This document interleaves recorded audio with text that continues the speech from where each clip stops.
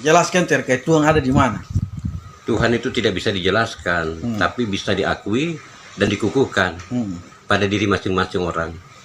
Apakah dia sudah mengadakan perjumpaan dengan dia?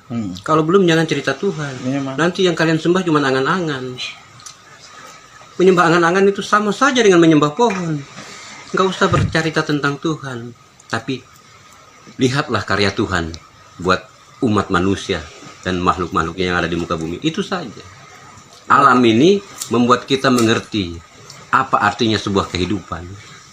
Kalau tidak bisa membaca alam, maka jangan tinggal di bumi. Karena bumi ini adalah tempat tamannya Nabi, tamannya Rasulullah. Hataman Nabi, hataman Nabi, ya Rasulullah. Baru kita bisa tinggal di Aradatul Jannah, surganya Tuhan. Aradatul Jannah itu ada di bumi.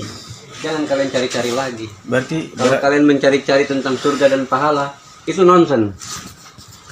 Tapi nikmatilah hidup ini. Karena yang nikmat itu pasti mati dan memutuskan rasa.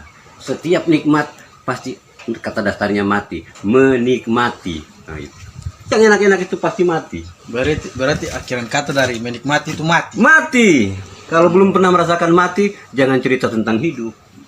Kalau mau hidup, mati dulu. Berarti saya perlu mencari tahu tentang keberadaan Tuhan. Tuhan tidak perlu dicari. Betul. Dalam setiap sendi-sendi kehidupan manusia, Tuhan sudah selalu ada. Tanpa Tuhan maka tidak ada kehidupan. Karena Tuhan adalah sumber kehidupan dan Tuhan adalah sumber kebenaran. Tuhan adalah sumber kekuatan. Tanpa Tuhan tidak ada kekuatan. Seluruh nabi-nabi juga punya kekuatan dari Tuhan. Kalau hei Musa, belahkan tongkatmu ke laut itu, maka laut itu akan terbelah. Bukan tongkat Musanya, tapi kuasa Tuhannya. Sepakat. Karena pemilik kekuasaan. Sepakat. Pemilik kekuasaan cuma Allah yang punya kudrat dan iradat. Barang siapa makhluk yang sudah mempunyai kudrat dan iradat, maka dia bisa melakukan sesuatu sesuai kehendaknya. Dia punya kuasa dan dia punya kehendak. Apapun yang dia kehendaki terjadi, maka terjadilah.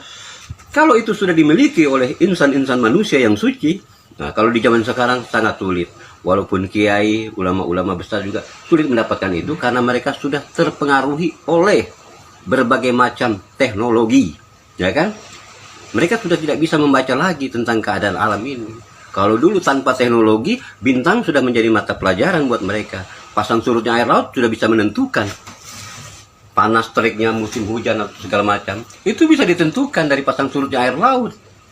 Tidak perlu lagi mereka membuka aritmatika atau fisika segala macam. Kepastian ada dalam dirinya dan Tuhan. Siapa yang mengenal Tuhan, maka dia akan memiliki kepastian hidupnya. Tanpa mengenal Tuhan, tidak akan pernah. Dan Tuhan itu siapa sebenarnya? Cari tahu itu Tuhan itu siapa. Kalau kamu bisa bertemu dengan Tuhan, maka selesailah riwayat.